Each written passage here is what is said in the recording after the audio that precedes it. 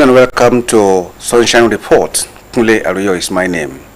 The Ondo State Ministry of Health has reaffirmed its commitment to eliminate malaria in the state. This was the focus at the official inauguration of the insecticide-treated net replacement campaign coordination committee and the security advisory team. The committees are charged with overseeing the mass distribution of mosquito nets and ensuring the safety of campaign personnel across the state. Blessing Oben has more.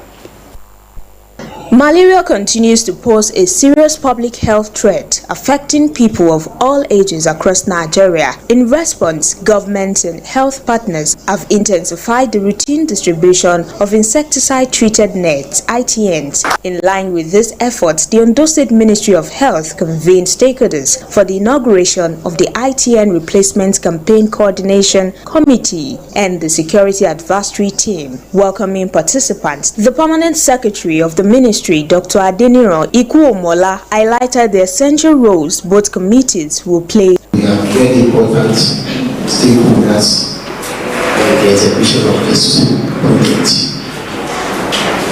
We will duty putting our best towards the execution of the project.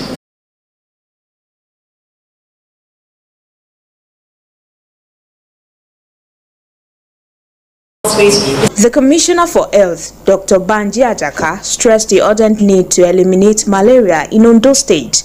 Out of the disease body in Ondo State or in Nigeria, we are warm and dry. If you take malaria out, we are warm and dry. That's why this effort is highly appreciated. And God will help us. The inauguration ceremony then followed, formally ushering in members of both committees. I want to inaugurate this committee.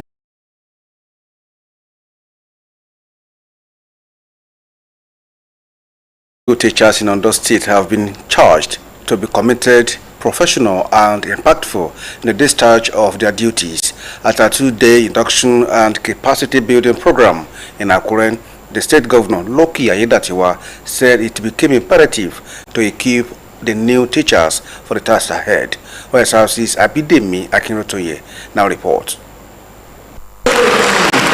Newly recruited primary and secondary school teachers in Ondo State gathered in Akure for a 2-day training program aimed at building capacity and laying a solid foundation for their journey in the teaching profession. The program, which featured seasoned education experts and stakeholders, officially inducted over 1,100 teachers into the state public school system. A critical addressing the participants, Governor Loki Ayedatiwa, who was represented by his deputy Olaide Adelami, emphasized his administration's unwavering commitment to quality education. He charged the new teachers to see their roles as a nation-building assignment that requires integrity, passion, and dedication. Where necessary, and make our schools more conducive for teaching and learning activities. I charge you all to take the exercise seriously. It is enough to secure employment. You are to deploy your full attention and skill. Also speaking, Chairman of the Ondo State Universal Basic Education Board, SUBEB, Victor Olabinton, outlined the vision behind the recruitment initiative, stressing the importance of a competent and motivated teaching workforce in shaping the future of the state. Those recruited in TESCOM in 2009, they are almost nearing retirement now. And by the time they leave, that sector might be very, very difficult to manage. And that is why I have always advocated every year recruitment, sir. Every year. Other Other stakeholders at the event described quality education a pillar of sustainable development and urged the teachers to live up to the expectations of their profession and the communities they serve. Mention the education sector, especially at the foundational level, which remains the most critical stage of learning. Effective education is anchored on 3 planks, namely the students and the curriculum, the infrastructure, and the personnel, who are the major drivers.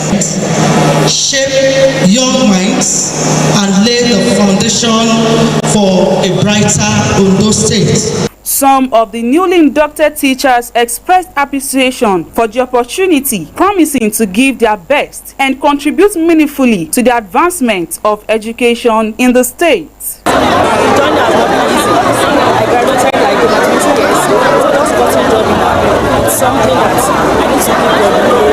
have already promised that we will work with other teachers to take Ondo State to the next level in education.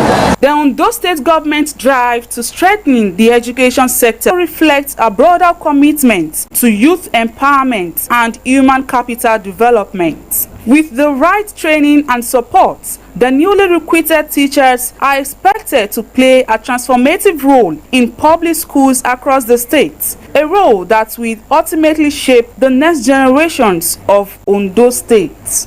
Abidemi Akinrotoye, Osrc News.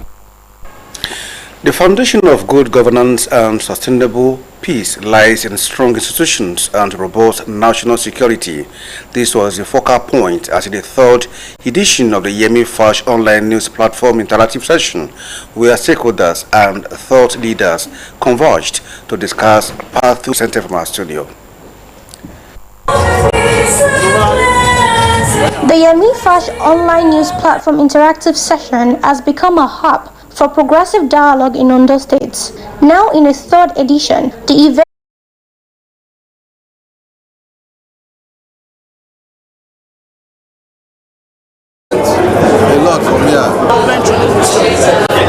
is collaborating with society to advance the cause of gender inclusiveness in Ondo State. And apart from this, we're also doing it to empower women, because we know that when women are economically viable, they tend to naturally participate in social political processes. Convener of the season, Oluyemi Fasikpe, noted that the initiative aims to tackle pressing issues through open, solution-oriented dialogue. Pay attention to because registration number PGJ 276 AM. It's just for some people actually do not even know here to use that. Go and check where you pass and do the next one. If you also brought any black tea, please go out and check. God bless you. So basically, this year's theme was influenced by the recent happenings. Keynote speaker Adebisi Daramola highlighted Nigeria's security challenges, asserting that peace and security form the bedrock of development. A lot of people will be rest assured to do their work, to move around, to generate income, to encourage economic and development. Without security, there's nothing that can happen much, especially to the average citizen. Chairman of the Planning Committee, Tomide Akinribido, said the theme was deliberately chosen to reflect the vital role of institutional strength and national security. We only talk about progress and development when a community society is secure. That is why we are choosing the topic that is all-encompassing. Represented by his deputy, Olaide Adelami, commended the platform for shaping public opinion and amplifying the people's voices. It is a duty of government to promote security. We are told under the next week is Magistrate Shekoni. We've been able to Magistrate Shekoni is the Chairman of Planning Committee of the first edition of the Fash Online. Generally acknowledge that Ondo State is the state in Nigeria. As the 2025 edition of the Yemi Fash interactive session wraps up, it continues to build momentum for strategic partnerships that foster a more peaceful and progressive Ondo State. The Ondo State government has reiterated its administration's drive towards strengthening governance at a grassroots level through enhancing administrative capacity and accountability for quality service delivery.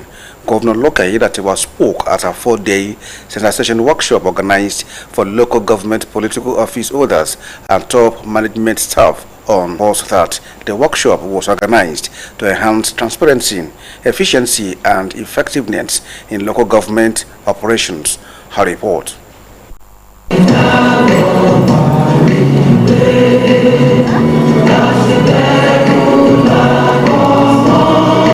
Collaborating the Local Government Service Commission, Economic and Financial Crime Commission, Independent Corrupt Practices and Other Related Offences Commission, as well as the Ondo State Public Complaints, Financial Crimes and Anti-Corruption Commission, Ondo State Ministry of Local Government and Chieftaincy Affairs organized a 4-day sensitization workshop for political office holders of local councils. The workshop is aimed at promoting ethical financial practices, contributing to the reduction of corruption and financial irregularities in local government administration. In his welcome address, Commissioner for Local Government and Chieftaincy Affairs, Amidu Takuro, harped on the importance of the works required to strengthen critical areas of the local government regarding financial management. This workshop is designed to enhance capacity by equipping participants with contemporary knowledge and skill required for efficient and effective local government administration, promote synergy and foster a stronger working relationship and understanding between political office holder and career civil servants.